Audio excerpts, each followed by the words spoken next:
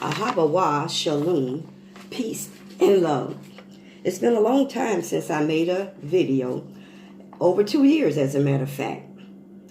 I want to share this writing I did about a year ago. There may be parts to come, so stay tuned to Pearls of Joy, Tru-Truth. I'm going to share about blindness. There are many other good teachings on spiritual blindness out there, and I believe the Most High speaks the same things to most of us, and we all convey it from a different perspective. But as long as we are operating according to His truth, we will meet in the middle to the same conclusion. The title of this study is Blindness, and how the Most High have blinded the eyes of His people until the time of the fullness of the Gentiles to this present day. Having eyes cannot see, and having ears and cannot hear. Remember a time when you first tried to read the Bible and did not understand it? It did not make sense. Some would say it sounded like Greek. And that is mostly true, because some translators of what we call the Bible translated many of the books of the Bible into the Greek language according to the Greek mindset. And that's another story for another day. In this writing, I will make several points of reference from books of the Bible to prove the fact that the children of the Most High were spiritually blinded from seeing, understanding, and hearing, perceiving the words of the book.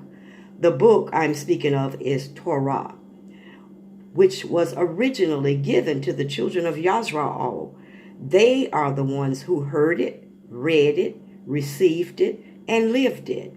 It was the Most High who gave them spiritual eyes and ears to receive and perceive the revelation and discerned or understand the words from the time that Yahuwah, the Most High Elohim, caused blindness to come on Yisrael to this very day. There has been a course of events unfolding for centuries. All the while, Yisrael as a whole has been blind. And through it all, Yahuwah continued to do miracles among us, even as our people endure persecution. The course of events among the children of Yisrael include the captivities and the forces of strange religions that caused us to turn away from our Elohim and worship gods of strange religions. We have been party to the things spoken of in Deuteronomy 4:28 of how we would worship gods or idols by serving gods made by man's hands, gods of wood and stone. We have practiced paganism and have been led by blind leaders. Those spoken words of our eras must run its course.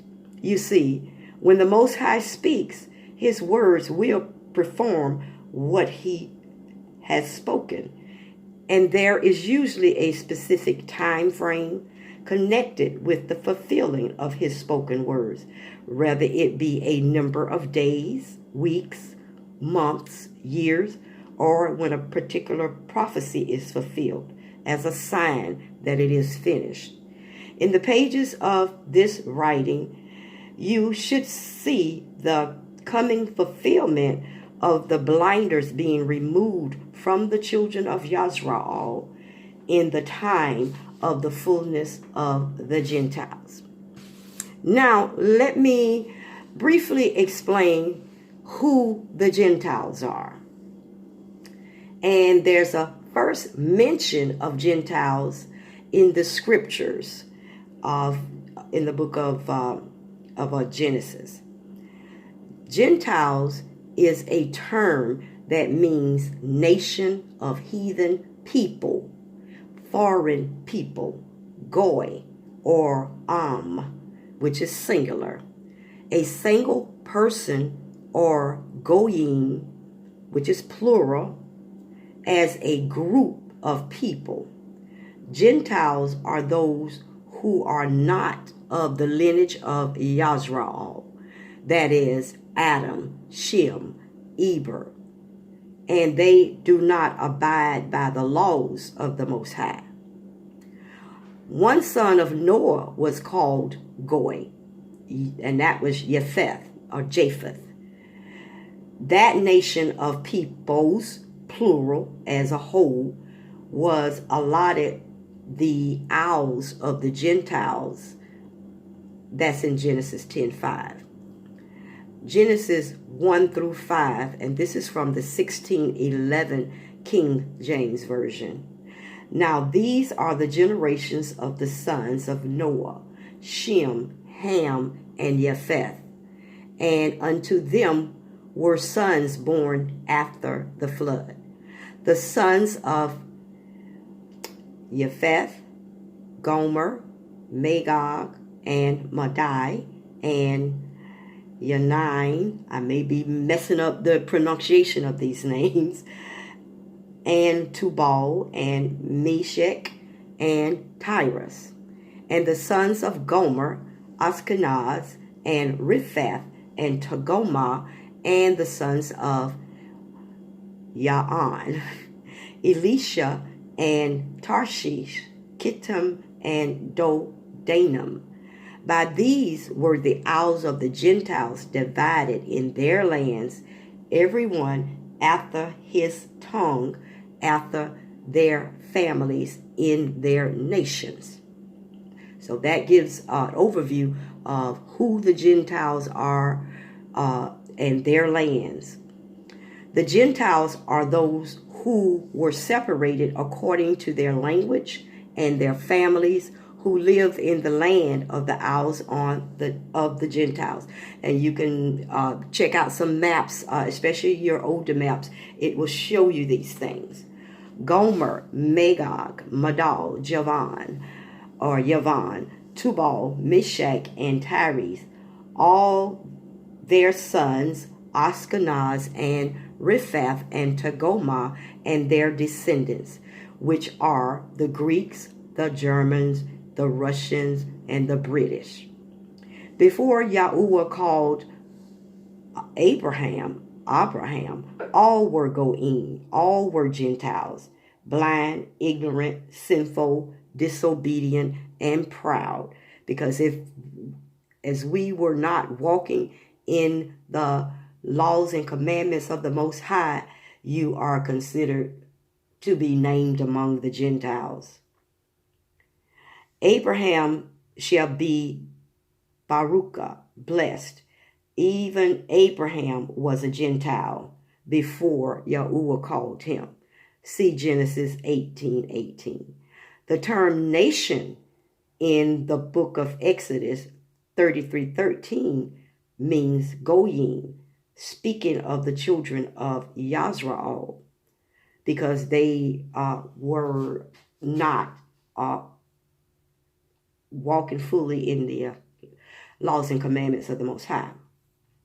Jews, which are the made-up name for Judah, which is not. Those are really Greeks, Germans, and Russians.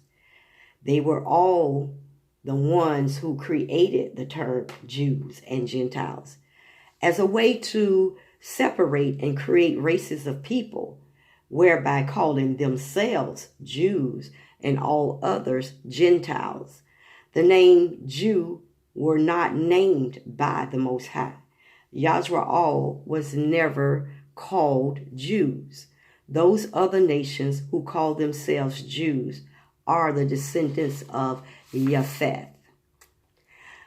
Many are still blind to this day, having eyes and cannot see, and having ears and cannot hear. Matthew 13:5. For this people's heart is waxed fat, and their ears are dull of hearing, and with their eyes they have winked, lest they should see with their eyes, and hear with their ears, and should understand with their heart and should return that I might heal them. And there are several other passages in Jeremiah, Matthew, and Romans that speaks of this same passage.